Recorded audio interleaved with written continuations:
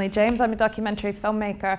I've made a lot of films, and I'm really proud to say that they're all different. They're one different from the next, and that's really because I really enjoy a challenge, and I like to tell stories that people think are maybe difficult or impossible to tell. So this is the feature documentary that I had out in the cinemas here last summer. It's called Just Do It, A Tale of Modern Day Outlaws.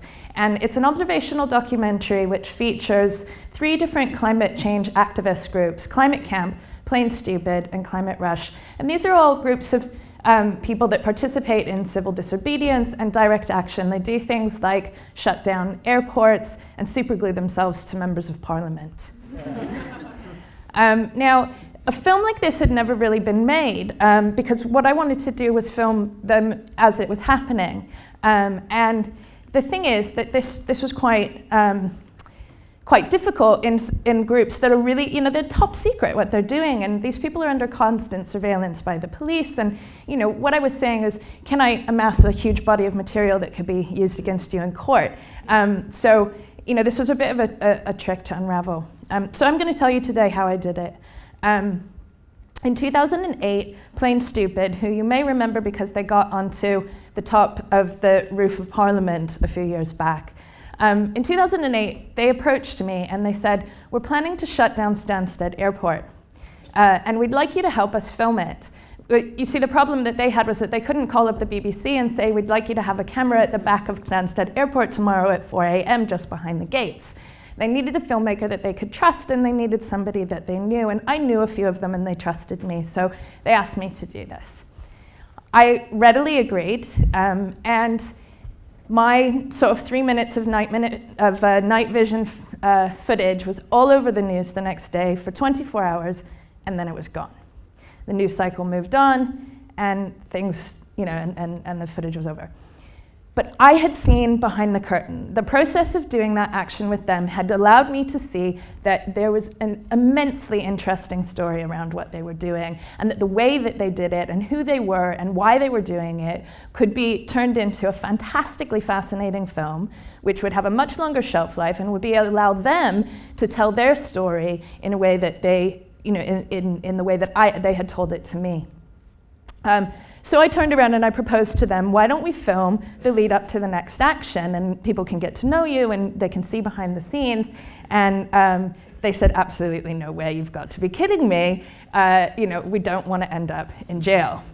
They also had a very, very healthy mistrust of the media. All of these people, or a lot of them, had at one time or another been absolutely roasted by the tabloids, had been doorstepped, had been misrepresented, and they felt like most of the media that had been done about them just really didn't accurately reflect who they were and what they were doing. So that posed a pretty big stop in the way. But the thing is, I'm really stubborn. So I decided, because really the thing that really gets me going is when people tell me something's not possible and it can't be done, and it's like a red rag to a bull, and I just absolutely have to try. So I set on this journey and I said, I'm going to figure this out. I'm going to figure out how to make this film. And shortly after that, I was invited by Channel 4 to a legal briefing day. And at that legal briefing, they advertised a session on working with criminals. So we had a whole session on how to film when you're working with petty thieves, con artists, prostitutes, and the like. And the basic theme of the whole thing was, don't trust them, they're criminals, they have no moral compass.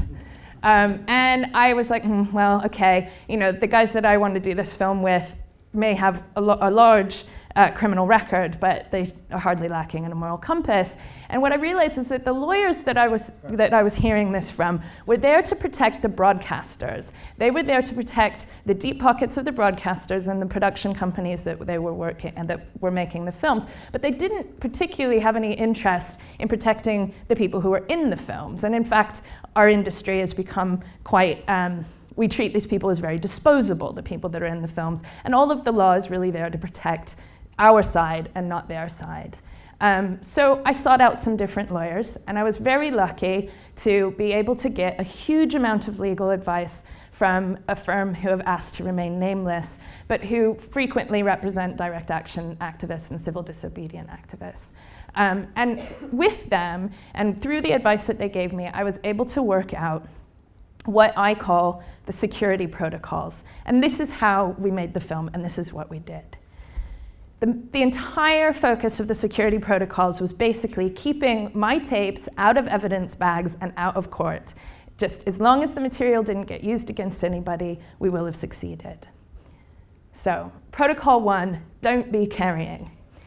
When I'm going out filming alongside the activists, it's reasonably likely that we'll all get scooped up and we'll be arrested together. If I'm carrying anything that's incriminating, that can be used against them. And that can be easily taken in. So what I did was I had a lot of tape runners. I had constantly people running material away from me and to a safe drop where I could then collect it later on. We could do this every 15 minutes if necessary. If we met the night before the action, we might film a bit there, I'd send a tape runner off. In the morning before we got into the car, I'd send a tape runner off. When we got there outside of the car, I'd send a tape runner off. And the idea was to never be carrying anything incriminating. Protocol 2, keep a clean house. So if I were arrested and given the company that I was keeping, that was reasonably likely. It's really easy when you're in custody for the police to get a warrant to come and search your premises. They don't have to press any charges and you can later be released, but anything that they find there they can use against you or against anybody else involved in the action. So I had to keep my house very tidy and keep nothing incriminating in my house or any addresses that I was associated with or any of the addresses associated with any of the people that I was working with. So I set up a safe house system and I had all of the material off in a place that nobody knew where it was. I can now reveal it was my son's godmother's attic. So, protocol 3, leave no tracks. So this is very key. One of the things that the lawyers told me was that so assuming I'm not been arrested, but the police know that I'm filming with these people and they might be interested to see what it is that I've been filming, they can't go on a fishing trip. Apparently, so they have to get a court order, and to get a court order, they have to be very specific. They have to say, these people at this place doing this on this day, and they have to really know what they're looking for. So I was advised not to keep any written records of any sort of anything that I was doing, which poses something of a challenge for a documentary filmmaker, because normally we keep extensive records of everything that we're filming so that we know what we've filmed. I mean, I was filming for over a year. I completely lost track of what I had filmed by the end. And then the other one is cryptography. For all the obvious reasons, if the authorities were to stumble on a box of tapes or stumble on a tape in transit with a runner, the worst thing that it could have on it is plain stupid shutting down Stansted Airport with a date and tape number 3. So they go looking for tape number 1 and 2, and so I had to be very careful. I came up with a system of cryptography to label all of the tapes with, but it later turned out when we got in the editing room that even I couldn't remember how it had worked.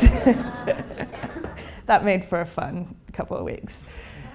And protocol 5, keep your mouth shut. And this was really key. All of the tapes were hidden and nobody knew where they were. And I promised the people that I was working with that I wouldn't say. I wouldn't tell anybody where it was. And even if they were to get that court order, there was no way that I was going to comply. It was very unclear, the lawyer said, what would happen at that if we ever got to that junction. And the one thing that they did say was that I would probably be found in contempt of court and I would probably go and see some time inside a prison cell. And I was prepared to do that. I said, yeah, I'll do time before I tell anybody where these tapes are. And the thing is, I may be a big talker, but I really didn't want to go to jail.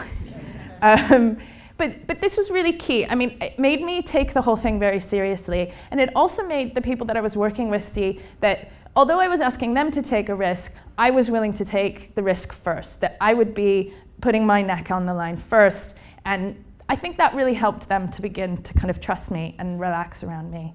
But the thing is that I knew I wanted to film them doing some pretty incriminating stuff.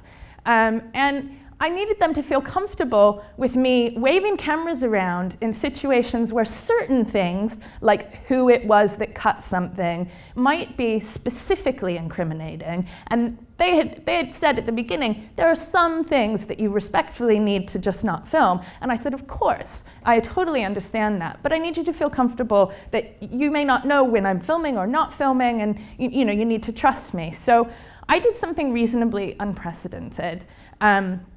And I did not use release forms during the filming. So I explained to them that normally I would ask them to sign a piece of paper at the beginning of filming, which would essentially sign away all of their rights. I mean, I don't know if you've ever read one of these release forms, but you sign away your rights in perpetuity across the entire universe in all medium. Filmmakers need to have the ability to use the footage that they're capturing in the way that they see fit. And that, usually this is unproblematic, although I think it does lead in a lot of cases to some serious moral quagmires. So I said to them, I want you to know that you will, at a later date, be able to come back and say, if I had known that you were filming then, I would have asked you to stop. So I explained to them that I wouldn't be asking them to sign release forms until they were able to see a rough cut of the film, and then they could approve it at that point.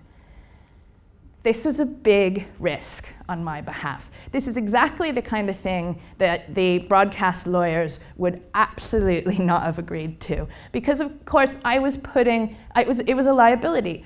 In the end, there were 150 people who I needed to get release forms signed from, any one of which could have scuppered a scene or could have upset the entire production, not to mention the huge amount of labor that we had to put into keeping track of these people and tracking them down and getting them to come and watch it. We held screenings that they could come to. We sent off DVDs in the post.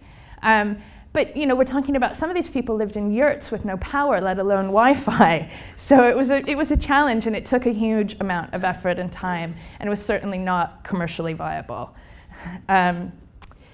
We also got them independent legal advice. So aside from the lawyers that I was talking to, we recruited another firm of lawyers who looked at the film specifically from the point of view of the activists and offered their time for free to the activists to come in and talk about if they had any concerns about the legal implications of the film for them. And for me, all of this was about building genuine trust. It was about working against the way that my industry has tended to flow. And it wasn't about getting them to sign on the dotted line so I could later do what I wanted. It was about working with people to tell their story in a situation where they had every reason to really mistrust the filmmaker and had no real reason to kind of go along with it other than my word. And that, I think, was something that I was immensely proud of, that I built that trust to the point that every single person signed and no changes were needed to be made. Even better, they all felt like it was an accurate reflection of them and the community that they were, and the things that they were doing. And I had a number of people write to me and come up to me after screenings and say that they never thought that anybody would ever be able to capture what they were doing, and they were really pleased that I had gone to the effort. And I was pleased because I felt like these people deserved their place in history. Their story wouldn't have been told and it wouldn't have been captured if we hadn't gone to all of these links. And now that it has, it exists there as a record. And I'm very, very immensely grateful to the suffragettes for everything that they did for me. And I hope that future generations will be grateful to these guys for the things that they did for the environment. Thank you.